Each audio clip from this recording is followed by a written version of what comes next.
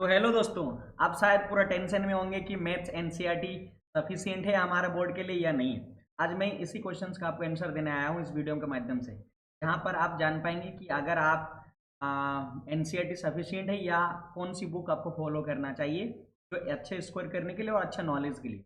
देखो, अब यहाँ पे दो तरह से स्टूडेंट है क्लास मैथ्स को। कुछ बच्चे ऐसा है जो बेसिक है और कुछ बच्चे ऐसे जो स्टैंडर्ड है। जो बेसिक है उनके लिए कुछ अलग होगा आपका बुक्स, और जो स्टैंडर्ड है उनके लिए कुछ अलग होगा बुक्स। दोनों का जो क्वेश्चंस है वो बोर्ड में आते हैं। जो बेसिक वाले वो आसान क्वेश्चन स्टैंडर्ड लिए हैं, ये क्वेश्चन थोड़ा बेसिक के कंपैरिजन थोड़ा सा हार्ड होगी। अब सवाल आते हैं कि क्या बुक फॉलो करना चाहिए बेसिक के पहले बताऊंगा मैं, और उसके बाद स्टैंडर्ड के लिए बताऊंगा। पहले ये तो देखो, यदि आप बेसिक लिए हैं, केवल अब बेसिक आप चूज किए हैं, तो आपके पास तो है, सबसे पहले आप एनसीईआरटी को लगाओ। पहला बुक ये होना चाहिए, आप एनसीईआरटी को एकदम छप्पा छप्पा तोड़ देना चाहिए। एनसीईआरटी आपके पूरा हो जाना चाहिए। पूरे एनसीईआरटी जब आप कर ले रहे हो, दूसरा आपको ये कर लेना चाहिए, जब आप एग्जाम देने जा रहे हो उससे पहले आप क्या करो, क्या मैं बोल रहा हूँ, क्या क्वेश्चन बैंक लगाओ। और थर्ड में आप क्या करो, जब आप सारे क्वेश्चन बैंक लगा लियो, एनसीईआरटी बना रहे हो, उसके बाद आप टेस्ट लगाओ जो मार्केट में अलग अलग तरह के पाए जाते हैं। 100 सवाल का अच्छा होता है, फल का लगा सकते टेस्ट मार्केट में। ये तीन बुक आपको फॉलो करनी पड़ेगी। बेसिक में आपको टन टन एकदम मस्त मोला वाला आपका नंबर, आपको क्विज में नंबर। हाँ, लेकिन ऐसा नहीं कि एनसीईआरटी क्वेश्चन बैंक और टेस्ट टेस्ट टेस्ट चीज लगा लिए तो आ जाएंगे। आपको एनसीईआरटी पूरा एकदम क्लियर होना चाहिए कॉन्सेप्ट। क्वेश्चन बैंक 10 ईयर्स का कम से कम आपको होना चाहिए, 10 ईयर्स का मिनिमम। और आपके पास जो यहाँ पे आपके पास मार्केट में होंगे अवेलेबल उस समय में आप करो और उसका बुक खरीदो, उसको सॉल्व करो। ये तीन करके जाओ, 90 प्लस में रहो। अगर आप यदि स्टैंडर्ड में हो तो आपको कुछ रणनीति अलग तरीके से और जो बच्चे स्टैंडर्ड लिए हैं, समझ ही रहे होंगे, शायद आप मैथ्स में अच्छे होंगे इसीलिए आपको सलाह दिए होंगे कि आपके पेरेंट्स या आपके दोस्त या फिर आपके सीनियर होंगे तो आपको स्टैंडर्ड चूज करें।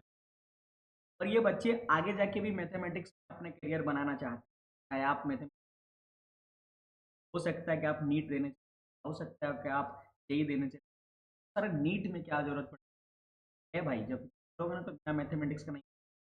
फिजिक्स एक बड़ा हार्ड सब्जेक्ट, मैथमेटिक्स इसका अच्छा होता है, माना जाता है, कहा जाता है। तो सोचो आपके पास क्या रणनीति होनी चाहिए। बेसिक के कंपैरिजन में इनके जो क्वेश्चंस होते हैं वो हार्ड होते हैं, के कंपैरिजन में ये तो होता ही हार्ड है कि आपको मन, आप प्रीवियस ईयर को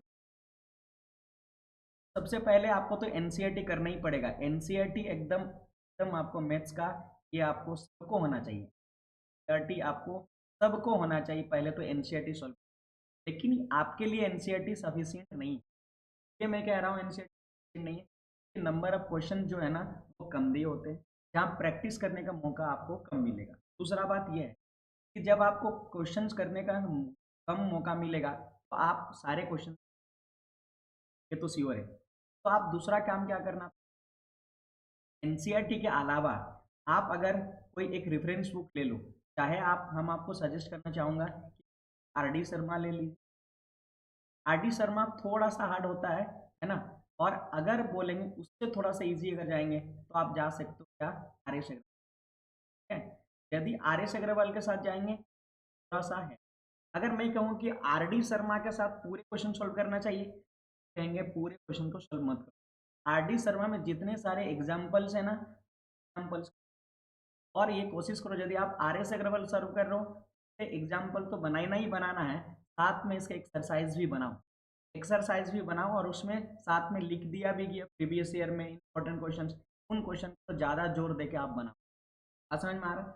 R D Sharma exercise solve करने की कोई ज़रूरत नहीं, चाहे आप स्टैंड केवल और केवल अगर आप सॉल्व करते हो, केवल और केवल आप सॉल्व एग्जाम्पल्स सफिशियंट, एनसीईआरटी लगाओ।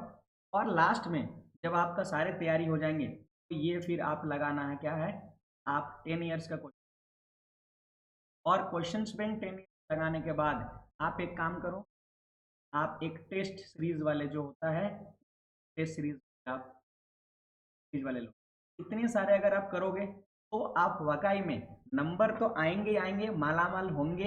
इसके अलावा मैथ्स में एक अच्छा आपका नॉलेज बन जाएगा, मैथ्स में एक अच्छा नॉलेज बन जाएगा जो ज़रूरत है एक अच्छे स्टूडेंट्स की। और आप सोचो कि 95 प्लस मार्क्स आना आपको चाहिए, लेकिन क्या ये आसान काम है? नहीं, ये रेगुलर करना पड़ेगा, रेगुलर प्रैक्टिस करना पड़ेगा, तब जाके पॉसिबल है।